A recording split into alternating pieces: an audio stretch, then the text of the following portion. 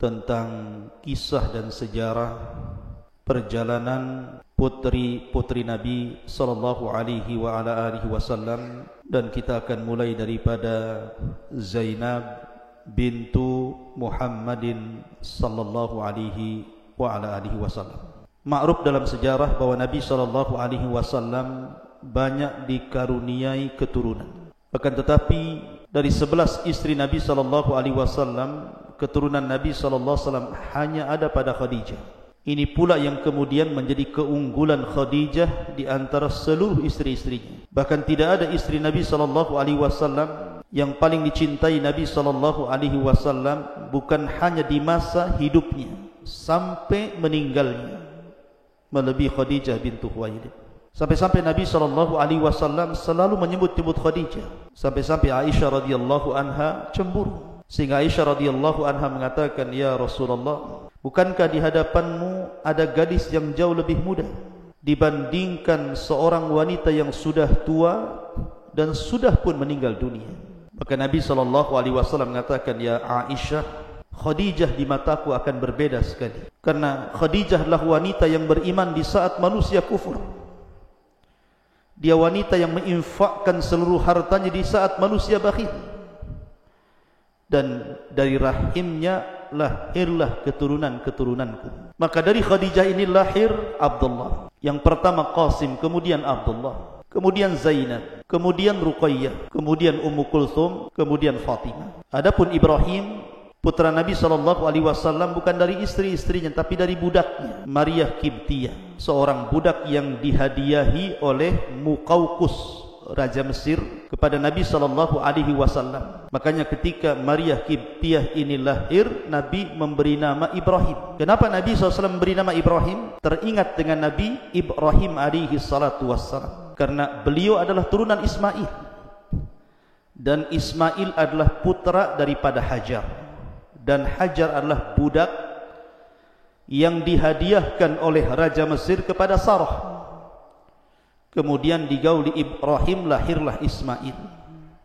Makanya ketika Maria Kibtiyah ini lahir punya anak, maka Nabi SAW teringat dengan Khalilur Rahman, kakek buyut beliau, maka beliau memberi nama Ibrahim, salah satu putra laki-lakinya. Ma'asyiral muslimin yang dimuliakan Allah Azza wa Jalla. Akan tetapi seluruh putra-putra Nabi sallallahu alaihi wasallam meninggal di waktu bayi. Ketika Qasim lahir saja, ketika usianya baru beberapa bulan, meninggal dunia. Kemudian lahir Abdullah, baru beberapa bulan meninggal dunia juga. Yang cukup lama Ibrahim, ketika usianya setahun 8 bulan, dan itu usia lucu-lucunya. Tiba-tiba Rasul pun kemudian ditinggal meninggal oleh Ibrahim. Dan ini yang sangat menyesakkan dada Rasul. Sehingga ketika Ibrahim meninggal dunia, Rasul menangis. Sampai-sampai dia mengatakan kepada Abdurrahman bin Auf, "Ya Abdurrahman, innal ayna la tadma wa innal qalba la tahzan wa inna bi firaqika ya Ibrahim la mahzunuh." Mata ini bisa berlinang air mata, hati ini bisa bersedih. Bahkan berpisahnya diriku dengan Ibrahim ini sangat menyesakkan dada. Itu putra-putra Nabi sallallahu alaihi wasallam meninggal di waktu bayi, dan ini musibah yang paling berat yang dialami Rasul. Karena kematian keluarga yang paling menyesakkan dada itu kematian anak-anak. Ketika orang tua meninggal, ini sebuah musibah. Ketika pasangan meninggal juga musibah. Tapi kalau anak-anak yang meninggal, maka musibahnya lebih berat, karena anak-anak itu jantung hati setiap orang tua, darah daging setiap orang tua. Makanya Rasul pun menangis ketika meninggalnya Ibrahim, putra beliau, anak daripada Maria Al-Kibtiyah. Adapun anak-anak gadis Nabi sallallahu alaihi wasallam, Allah takdirkan semua hidup sampai dewasa. Yang pertama Zainab, hidup sampai menikah, bahkan punya anak, dan itu cucunya Nabi sallallahu alaihi wasallam, Ali dan Umamah. Termasuk juga Ruqayyah dan juga Ummu Kulthum, yang keduanya pada awalnya menikah dengan putra Abu Lahab, Utbah dan Utaibah. Kemudian diceraikan keduanya. Akhirnya Allah takdirkan keduanya menikah dengan Utsman ibn Affan. Pertama Utsman menikahi Ruqayyah, kemudian Ruqayyah meninggal dunia, maka Utsman menikahi adiknya Ummu Kulsum. Kemudian Fatimah menikah dengan Ali radhiyallahu anhu. Adapun kehidupan Zainab, kehidupan yang sangat menarik untuk dikisahkan. Zainab ini adalah anak Nabi Rasulullah SAW yang paling besar dari anak-anak gadis beliau.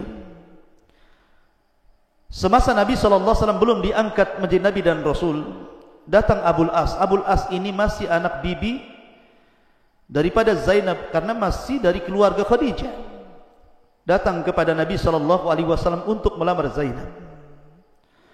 Akan tapi Zainab atau Rasul SAW tidak lantas kemudian memaksa Zainab untuk menikah dengan Abul As ibn Rabi. Tapi Nabi bermusyawarah dengan Zainab, "Wahai Zainab, bahwa anak bibimu Abul As datang ingin melamarmu, sudikah kau menikah dengan dia?"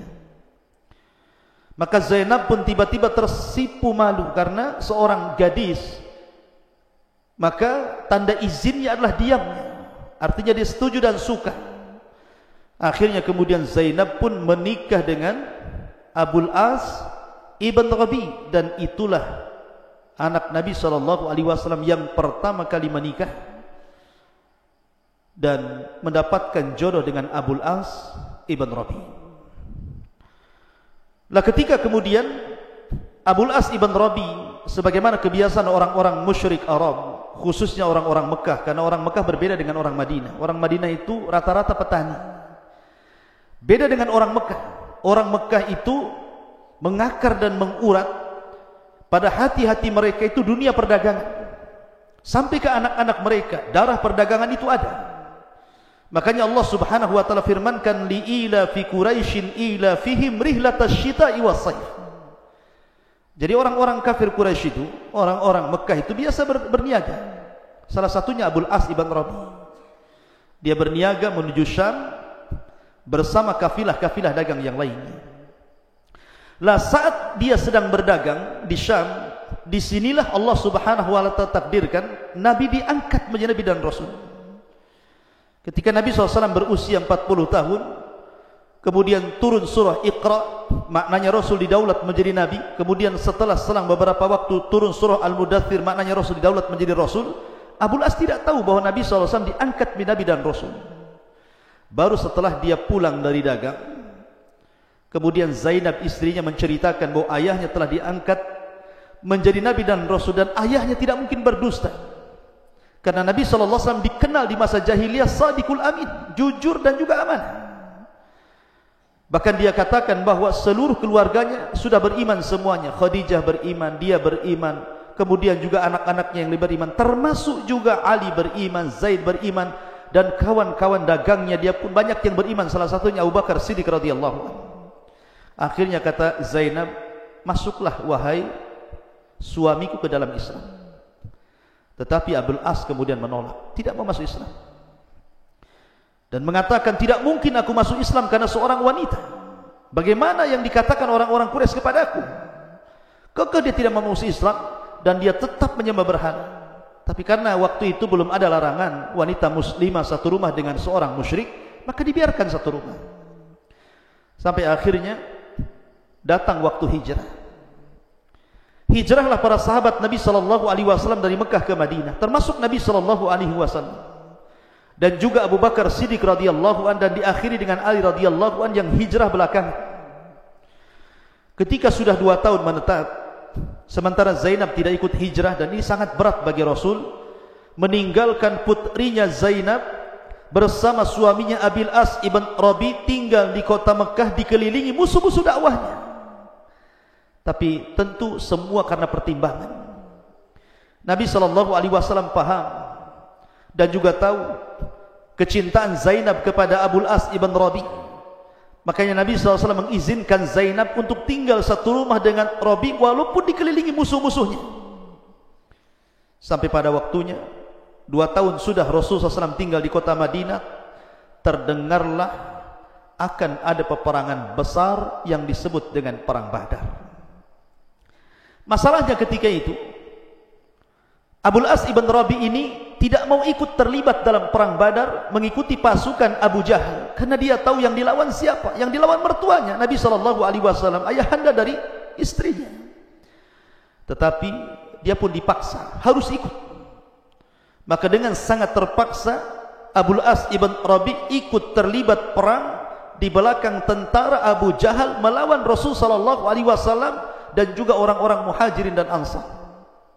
Tentu bagi Zainab ini pilihan yang susah. Siapa yang harus didukung? Satu sisi suaminya Abul As ibn Rabi, sisi lain Nabi SAW ayahandanya. Maka dia mengalami kesedihan yang luar biasa. Satu sisi memikirkan suaminya, sisi lain memikirkan ayahandanya Nabi SAW. Sehingga dia terus berdoa, semoga menang peperangan itu dimenangkan dan suaminya tetap selamat. Akhirnya terjadilah perang Badar, betul-betul terjadi. Perang itu berkecamuk. Sementara Zainab terus menunggu kabar siapa yang menang, siapa yang kalah. Apakah suaminya terbunuh ataukah tidak? Apakah ayahandanya terbunuh ataukah menang? Dan begitu seterusnya. Menanti-nanti berita setiap hari. Sampai akhirnya Allah takdirkan dalam perang ini Rasul menang. Zainab pun senang ketika mendengar ayahnya menang dan selamat. Masalahnya dia sedih, karena dia belum mendapatkan kabar tentang suaminya.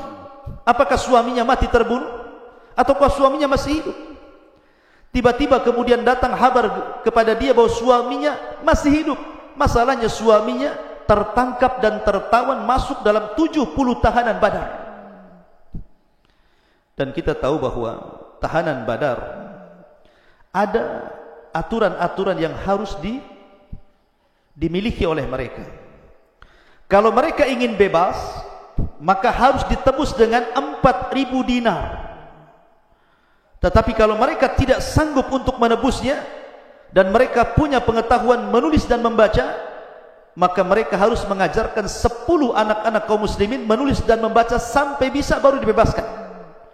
Dan kalau tidak sanggup juga, maka dia harus menjadi budak selamanya. Zainab tidak punya harta untuk menebus. Sudah Isya? Belum? Berapa menit lagi? Baik. Jadi Zainab bintu Rasulullah SAW tidak punya biaya untuk menebus suaminya. Akhirnya Zainab pun hanya meraba kalung yang ada di dadanya. Hanya itu harta yang ia miliki. Dan itu tidak sepadan dengan 4.000 dinar. Tapi karena hanya itu yang dimiliki, boleh jadi itu yang bisa dia gunakan untuk menebus suaminya. Akhirnya kemudian Zainab mengutus saudara kandung daripada Abul As ibn Rabi untuk mengantar kalung itu dalam rangka membebaskan suaminya. Berangkatlah saudara Abul As ibn Rabi ke kota Madinah. Maka banyak orang-orang Quraisy yang datang ke kota Madinah membawa tebusan. Kemudian para sahabat pun menerima tebusan itu, kemudian melaporkan kepada Rasul, ya Rasul, ini harta dari si fulan, ingin menebus si fulan. Ini harta dari si fulan, ingin menebus si fulan. Ini harta dari si fulan, ingin menebus si fulan. Ketika datang saudara dari Abul As ibn Rabi dan bicara dengan sahabat Rasul bahwa dia ingin menebus Abil As, maka diserahkan kemudian kalung yang berada di kotak itu kepada sahabat itu. Datanglah sahabat ini kepada Nabi SAW dan mengatakan, ya Rasulullah, datang tebusan dari perwakilan Abil As ibn Rabi. Ketika dia mendengar nama Abil As ibn Rabi, maka dia teringat dengan Zainab. Dia tahu Zainab tidak punya apa-apa, bagaimana dia bisa menebus suaminya? Akhirnya kemudian dia katakan, mana tebusannya? Kemudian tebusannya diserahkan kepada Nabi SAW. Kemudian Nabi SAW membuka tebusan itu, kaget bukan kepala Rasul. Ternyata di dalam kotak itu adalah kalung daripada Zainab. Menangislah Nabi SAW. Sahabat heran ketika itu. Bagaimana Nabi SAW ketika melihat kalung itu bisa menangis? Sehingga sahabat mengatakan, wa ma yubkika ya Rasulullah, apa yang membuat Anda menangis wahai Rasul? Maka Nabi SAW mengambil kalung itu, kemudian mencium kalung itu, kemudian meraba-raba kalung itu, kemudian dia mengatakan, atadruna ma hadha, tahukah kamu apa ini? Sahabat mengatakan tidak tahu wahai Rasul. Maka Nabi SAW, hadihil iq, ini adalah kalung.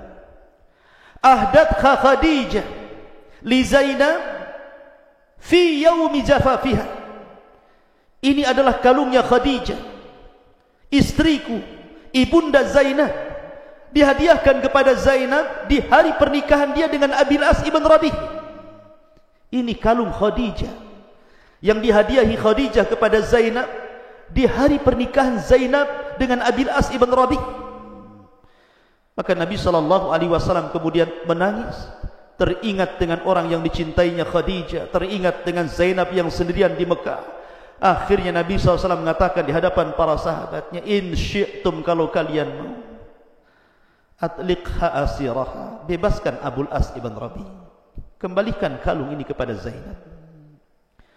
Maka para sahabat mengatakan, sami'na wa ata'na ya Rasulullah, kami mendengar dan taat wahai Rasul. Akhirnya kemudian kalung itu diserahkan kembali kepada saudara Abil As untuk dikembalikan kepada Zainab, dan Abil As pun dibebaskan tanpa syarat. Tetapi sebelum Abil As kemudian dibebaskan dan berangkat ke Mekah, Rasul mengatakan, ya Abul As, kalau bukan karena Zainab engkau tidak akan bebas. Pulanglah kau ke Mekah, kembalikan kalung ini kepada Zainab. Sesampainya kau di kota Mekah, kembalikan putriku kepadaku, karena sesungguhnya Allah sudah mengharamkan wanita muslimah satu rumah dengan laki-laki musyrik. Turun ayat tentang larangan tidak boleh wanita muslimah menikah dengan laki-laki kafir. Berangkat Abul As ke kota Mekah. Kita tahu Abul As ini sangat mencintai Zainab, begitu juga Zainab mencintai Abil As. Tentu berpisah seorang suami istri yang saling mencintai itu perkara berat.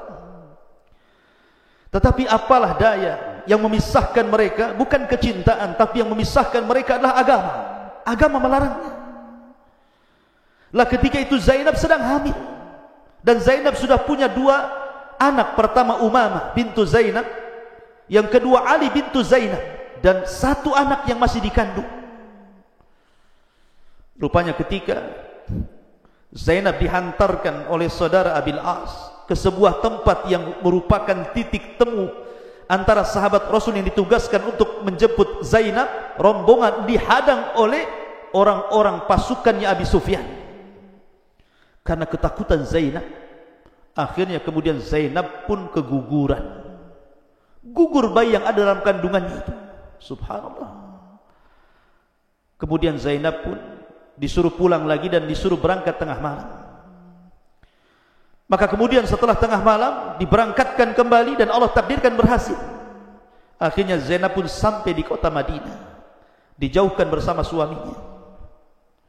Ma'asyiral muslimin yang dimuliakan Allah Azza wa Jalla. Sampai pada waktunya ketika masa berlalu, kemudian Abil As pun sudah jauh daripada Zainab dan juga kedua putranya, kedua anaknya Umamah dan Ali bintu Zainab. Jadi suatu ketika Abul As ini, layaknya juga para pedagang Mekah yang lainnya, ingin memulai aktivitasnya berniaga ke Syam. Lah ketika kemudian pulangnya Abil As dari Syam ini, rupanya Nabi SAW mengutus Zaid ibn Harithah untuk mengintai siapa mata-mata, dijadikan mata-mata mengintai para kafilah dagang dari Syam ke Mekah. Subhanallah. Rupanya Zaid ibn Harithah kembali menangkap kafilah dan isinya Abul As ibn Rabi'. Jadi sekian kafilah itu Abul As ketangkap lagi. Dibawa Abul As ini di waktu mendekati subuh, dibawa ke Madinah. Ketika itu Nabi SAW sedang sholat, sahabat sedang sholat, pasukan Zaid baru datang. Zainab mendengar bahwa suaminya tertawan kembali, dan dia sangat mencintai suaminya. Tiba-tiba kemudian suaminya masuk ke dalam rumah Zainab meminta untuk dilindungi. Tiba-tiba Zainab kemudian datang ke Masjid Nabawi sementara Rasul sedang sholat ketika itu. Sahabat juga sedang sholat. Tiba-tiba Zainab berteriak dan mengatakan, sesungguhnya aku melindungi Abul As ibn Rabi. Tolong lindungi siapapun yang aku lindungi. Laqad ajartu Abil As fa'ajiruni man ajar. Aku sudah melindungi Abil As, maka lindungilah siapapun yang aku lindungi. Rasul sedang sholat, sahabat sedang sholat. Selesai sholat, Nabi SAW mengatakan, apakah kalian mendengar Zainab? Kata sahabat, ya. Apa yang dia katakan? Maka sahabat mengatakan, ya Rasulullah, sesungguhnya aku telah melindungi Abil As, maka lindungi siapapun yang aku lindungi. Maka Rasul berdiri dan mengatakan, apakah kalian siap melindungi Abil As karena pelindungan anakku? Semua sahabat mengatakan sami'na wa ata'na ya Rasulullah. Akhirnya Abil As pun mendapatkan perlindungan dari Zainab. Maka Abil As pun kemudian selama di kota Madinah berusaha ditawari masuk Islam, tapi enggak, tidak mau. Selalu menolak dan menolak.